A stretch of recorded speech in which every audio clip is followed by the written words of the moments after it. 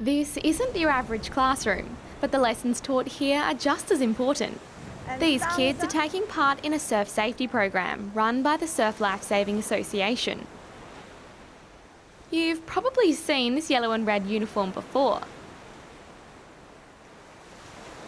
Lifesavers have been keeping a protective eye on our beaches for 105 years, and these guys do it all for free. To give you a bit of an idea, last year the 150,000 volunteer lifesavers made more than 12,000 rescues and gave almost 18,000 people first aid. We know to swim between these flags so the lifesavers can keep an eye on us while we're in the water. But the SLS don't just focus on rescues, they're also big on prevention. That is, getting kids educated about water safety so they know what to do if trouble strikes. That's why these guys are here, to learn about how to stay safe in the water and how to help out if they see someone get into trouble. The tubes and the boards are just like anything, a pool noodle or anything that's floatable.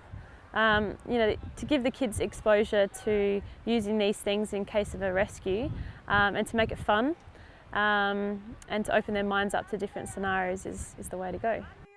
These kids are also learning how to properly perform CPR.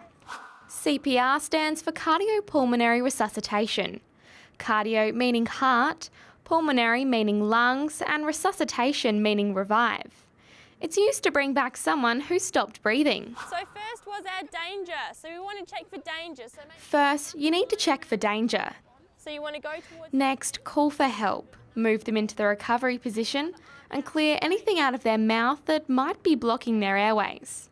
If the person still isn't breathing, you can start CPR.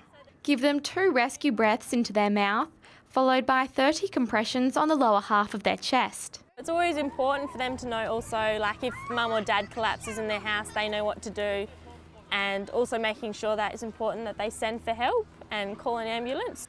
When you go to the beach, it's also really important to learn about the sea itself, like what happens if you get stuck in a rip. Guys, obviously at the beach we have rip currents. Does anyone know what a rip current is?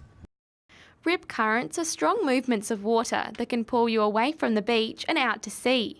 If you're a strong swimmer, you could swim diagonal, and then if you're like a young kid like me, you could just let the rip take you, then it will eventually come back to shore. You just have to relax and then just float on your back.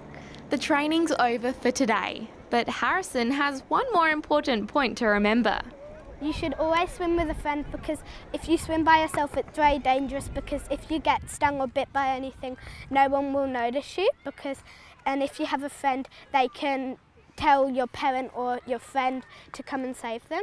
So if you practice proper beach safety, every trip to the water will be a breeze.